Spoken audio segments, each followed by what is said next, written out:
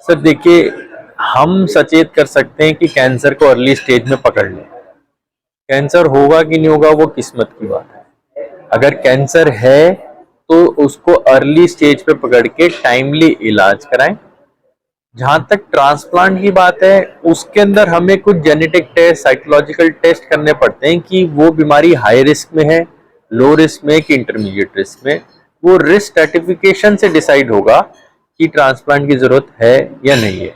Unfortunately ऐसा, अगर वो हाई रिस्क में है और उनको ट्रांसप्लांट की जरूरत है तो वो जरूरत है उनको ट्रांसप्लांट के लिए। उसके लिए मैं या कोई भी वर्ल्ड में कोई भी डॉक्टर ऐसा नहीं कर सकता कि भाई हम सिर्फ दवाइयों से ठीक कर दें। उनको अगर ट्रांसप्लांट की जरूरत है तो उससे उनकी बीमारी को हम बेहतर कंट्रोल कर सकते हैं, बेहतर तरीके से क्योर कर सकते हैं।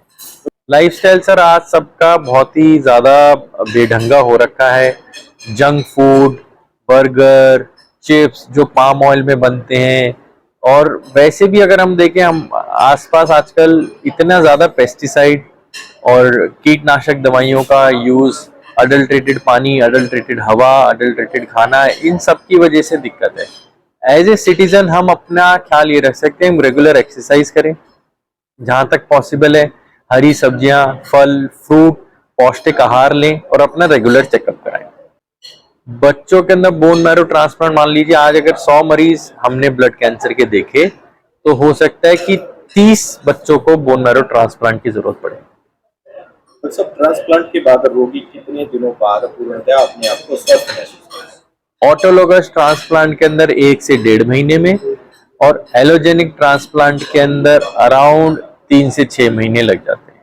कई बार रेयरली साल भर भी लग सकता है, लेकिन ज्यादातर 3 से 6 महीने के अंदर एलोजेनिक के अंदर स्वस्थ हो जाते हैं। जब हम बोन मैरो को किसी और की बॉडी से लेते हैं, पेशेंट से नहीं लेते, उसको हम बोलते हैं एलोजेनिक बोन मैरो ट्रांसप्लांट। तो ये 3 तरह का होता है। एक होता है मैच सिबलिंग, जिसमें जो पेशेंट का भाई बहन है उसका अगर फुल मैच है पेशेंट के साथ तो उसको हम मैच सिबलिंग बोलते हैं, और ये होने का चांस करीब 25% ही रहता है। इसके अलावा अगर मैच सिबलिंग अवेलेबल नहीं है तो हम रजिस्ट्री में, जो बोन मैरो रजिस्ट्री है, उनमें हम मैच डोनर ढूंढने का प्रयास करते हैं। अगेन इसका भी चांस 20 से 30% ही रहता है भारतीय पेशेंट्स के लिए। फिर तीसरा होता है, अगर हमारे पास ना तो कोई सिबलिंग है जो पूरा मैच कर रहा है और ना ही हमें रजिस्ट्री में डोनर मिला है, तो फिर हम हैप्लो ट्रांसप्लांट, जो हाफ मैच ट्रांसप्लांट होता है, वो करने की कोशिश करते हैं। और हाफ मैच डोनर्स कौन हो सकते हैं? वो हमारे पेरेंट्स होते हैं या फिर भाई बहन जिससे हमारा पूरा मैच नहीं हुआ, वो भी हाफ मैच होने का पूरा चांस रहता है।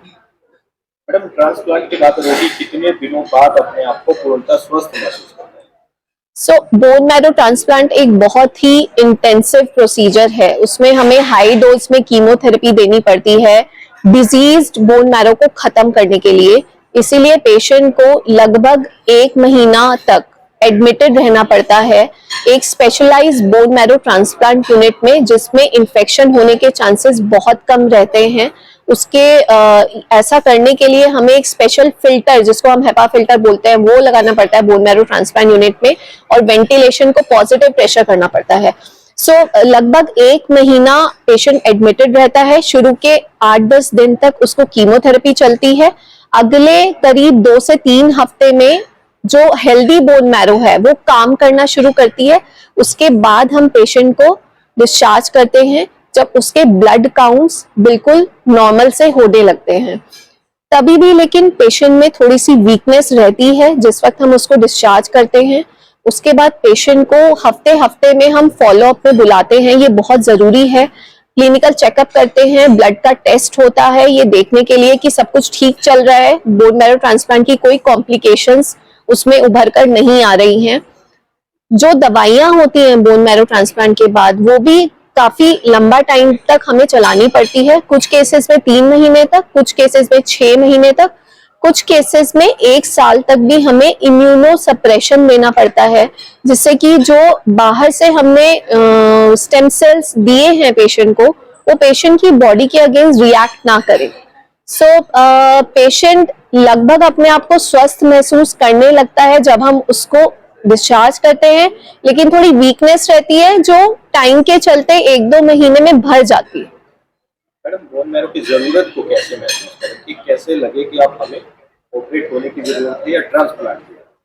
सो ये इसका जो जवाब है वो बेस्ट आपका हिमेटोलॉजिस्ट दे सकता है। तो ये जानना जरूरी है पहले कि आपको कोई ब्लड की बीमारी है, फिर आप हिमेटोलॉजिस्ट को कंसल्ट करिए।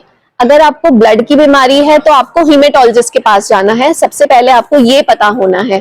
तो कौन सी ब्लड की बीमारी है वो हिमेटोलॉजिस्ट पता लगाएगा।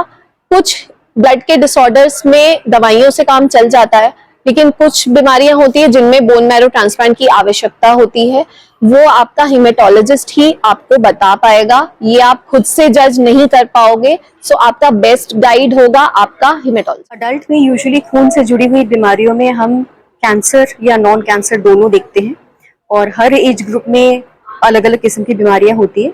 मोटे मोटे अगर हम कैंसर्स की बात करें अडल्ट में, तो 3 तरह के ब्लड कैंसर्स होते हैं। एक ल्यूकीमिया या खून का कैंसर, ब्लड में 3 तरह के सेल्स होते हैं मेनली। एक सफेद खून जिसे हम बोलते हैं सफेद कोशिकाएं, जिन्हें हम WBC बोलते हैं, एक लाल खून जिसे हम हीमोग्लोबिन बोलते हैं, और एक पीला खून जिसे हम प्लेटलेट्स बोलते हैं। प्लेटलेट का काम होता है खून को रोकना, कहीं पे कट जाने से, छिल जाने से या क्लॉटिंग में मदद करना। सफेद खून का काम होता है इन्फेक्शन से लड़ना, और लाल खून या हीमोग्लोबिन का काम होता है बॉडी में ऑक्सीजन सप्लाई करना। ये सफेद खून के कैंसर्स को मेनली हम ब्लड कैंसर बोलते हैं या ल्यूकीमिया, जो कि अक्यूट हो सकते हैं या क्रॉनिक हो सकते हैं। अक्यूट मतलब जो तेजी से बढ़ते हैं, अग्रेसिव होते हैं, और क्रॉनिक वो जो एकदम स्लो ग्रोइंग होते हैं। सो अक्यूट ल्यूकीमियाज में यूजुअली ट्रांसप्लांट की जरूरत पड़ती है, वो भी कुछ केसेस में। ट्रांसप्लांट, हालांकि इसमें कोई सर्जरी इन्वॉल्व नहीं है, हालांकि इसमें पेशेंट को एनेस्थीसिया के अंदर नहीं जाना पड़ता है, सर्जन की जरूरत नहीं होती है, लेकिन ये भी काफी क्रिटिकल प्रोसीजर है। इनफैक्ट मैं ये बोलूंगी किसी किडनी ट्रांसप्लांट से या किसी लिवर ट्रांसप्लांट से ज्यादा क्रिटिकल है। कारण ये है कि पेशेंट में लड़ने की क्षमता बिल्कुल खत्म हो जाती है, क्योंकि उसका बोन मैरो ही खराब होता है। वो किसी भी इन्फेक्शन से लड़ नहीं पाता है, वो अपना खून ही नहीं तैयार कर पाता है। अगर किसी का खून तैयार नहीं होता है, आई थिंक ये सबसे ज्यादा क्रिटिकल सिचुएशन होता है। सो एक बोन मैरो ट्रांसप्लांट हम अगर किसी पेशेंट के लिए एडवाइस करते हैं, उसके पहले हम 10 बार सोचते हैं क्या इस पेशेंट को सच में बोन मैरो ट्रांसप्लांट की जरूरत है। जिन बीमारियों में, जिन कैंसर्स में हमें लगता है कि बीमारी जाके वापस आएगी, सिर्फ कीमोथेरेपी से या इंजेक्शन से या दवाइयों से बीमारी नहीं जाएगी, वापस आएगी, या फिर जो बहुत ही खराब किस्म के ब्लड कैंसर्स होते हैं, उनको हम बोन मैरो ट्रांसप्लांट करते हैं। ल्यूकीमियाज में, लिम्फोमाज में, जो कि गांठों का कैंसर होता है, हमारे शरीर में गांठें होते हैं, उन गांठों में अगर कैंसर हो जाए उन्हें हम लिम्फोमा बोलते हैं। कुछ लिम्फोमाज में हमें बोन मैरो ट्रांसप्लांट की जरूरत पड़ती है। अदरवाइज जनरली लिम्फोमास को हम कीमोथेरेपी से ही ट्रीट करते हैं। कुछ बहुत ही जो स्लो ग्रोइंग, बहुत ही फर्स्ट स्टेज वाले कैंसर्स होते हैं, उन्हें तो हम ट्रीट ही नहीं करते, उन्हें हम बस ऑब्जर्व करते हैं। And third is multiple myeloma. ये एक रेयर किस्म की बीमारी है, और ये सिर्फ एल्डरली पॉपुलेशन में पाया जाता है, 60 साल के ऊपर। कभी कभी यंगर लोगों में भी देखा जाता है। इसमें भी हम बोन मैरो ट्रांसप्लांट प्रेफर करते हैं। ल्यूकीमियास में हम एलोजेनिक ट्रांसप्लांट प्रेफर करते हैं जब हमें किसी डोनर की जरूरत होती है। लिम्फोमास एंड मल्टीपल माइलोमा में हम ऑटोलोगस ट्रांसप्लांट करते हैं, जहाँ पे पेशेंट खुद अपना डोनर होता है। नॉन मैलिग्नेंट कंडीशंस में, जो कि बिनाइन कंडीशन हो, उनमें एप्लास्टिक एनीमिया आ जाता है। वो एक बहुत खराब बीमारी है, हालांकि कैंसर नहीं है। इसमें बोन मैरो पूरी तरह फेल हो जाता है, बोन मैरो सेल्स बनाना ही बंद कर देता है। तो हमें जरूरत पड़ती है कि हम दूसरा नया बोन मैरो हम पेशेंट को दें, जिससे कि वो खुद अपने आप सेल्स बना सके। कुछ और बीमारियां ऐसी होती है जो कैंसर तो नहीं है अभी तक, लेकिन अगर हम उनको बोन मैरो ट्रांसप्लांट नहीं करेंगे, उनका इलाज नहीं करेंगे, तो उस तरफ जा सकती है। जैसे एक बीमारी होती है माइलोडिस्प्लास्टिक सिंड्रोम या MDS। कुछ MDS ऐसे होते हैं जिन्हें ट्रांसप्लांट की जरूरत होती है।